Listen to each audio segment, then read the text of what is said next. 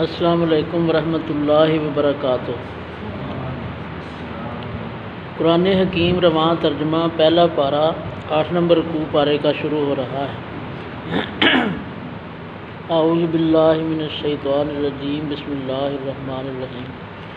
ان الذین آمنوا والذین ہادوا والنصارى والصابئین من آمن باللہ والیوم الآخر وعمل صالحا فلهم اجرهم عند ربهم ولا خوف علیہم ولا هم یحزنون۔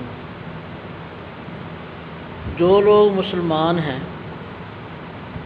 یا یہودی یا عیسائی یا ستارہ پرست، یعنی کوئی شخص کسی قوم و مذہب کا ہو جو خدا اور روز قیامت پر ایمان لائے گا اور عمل نیک کرے گا، تو ایسے لوگوں کو ان کے اعمال کا صلہ خدا کے ہاں ملے گا، اور قیامت کے دن ان کو نہ کسی کا خوف ہوگا،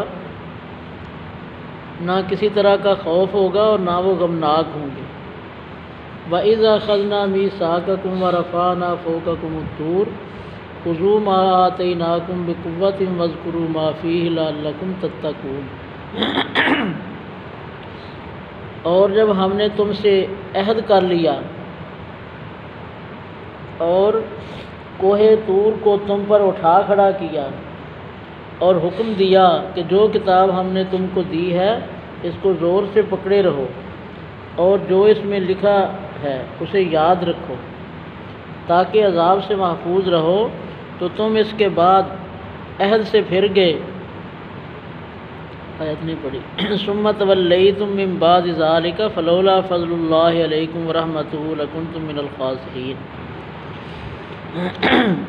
تو تم اس کے بعد عہد سے پھر گئے، اور اگر تم پر خدا کا فضل اور اس کی مہربانی نہ ہوتی تو تم خسارے میں پڑ گئے ہوتے۔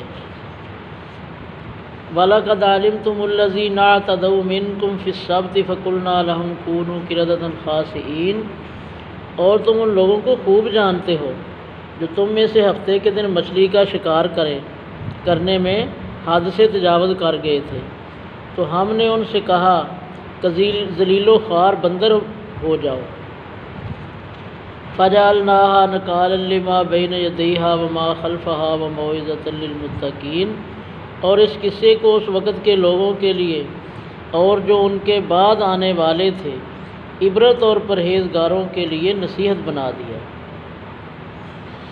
وَإِذْ قَالَ مُوسَىٰ لِقَوْمِهِ إِنَّ اللَّهَ يَأْمُرُكُمْ أَن تَذْبَحُوا بَقَرَةً قَالُوا أَتَتَّخِذُنَا هُزُوًا قَالَ أَعُوذُ بِاللَّهِ أَنْ أَكُونَ مِنَ الْجَاهِلِينَ۔ اور جب موسیٰ علیہ السلام نے اپنی قوم کے لوگوں سے کہا کہ خدا تم کو حکم دیتا ہے کہ ایک بیل کو ذبح کرو، وہ بولے کیا تم ہم سے ہنسی کرتے ہو؟ موسیٰ علیہ السلام نے کہا کہ میں خدا کی پناہ مانگتا ہوں کہ نادان بنوں۔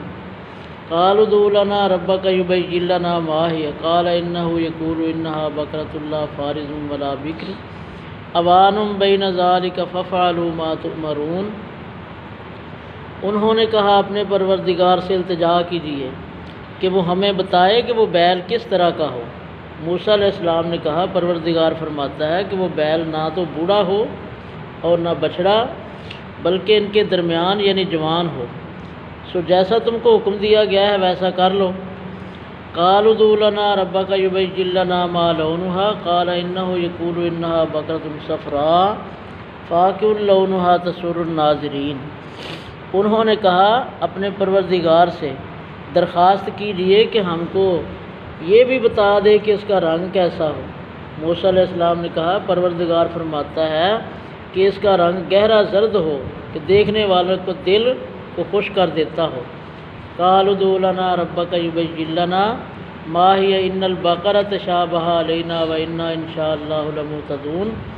انہوں نے کہا اب کے پروردگار سے پھر درخواست کیجئے کہ ہم کو بتا دے کہ وہ اور کس طرح کا ہو، کیونکہ بہت سے بیل ہمیں ایک دوسرے کے مشابہ معلوم ہوتے ہیں، پھر خدا نے چاہا تو ہمیں ٹھیک بات معلوم ہو جائے گی۔ قال انه يقول انها بقرة لا ذلول تثير الارض ولا تسقي الحرث مسلمة لا شية فيها قالوا الآن جئت بالحق فذبحوها وما كادوا يفعلون۔ موسیٰ علیہ السلام نے کہا کہ خدا فرماتا ہے کہ وہ بیل کام میں لگا ہوا نہ ہو، نہ تو زمین جوتتا ہو اور نہ کھیتی کو پانی دیتا ہو، اس میں کسی طرح کا داغ نہ ہو۔ کہنے لگے اب تم نے سب باتیں درست بتا دیں، غرض بڑی مشکل سے انہوں نے اس بیل کو ذبح کیا اور وہ ایسا کرنے والے تھے نہیں۔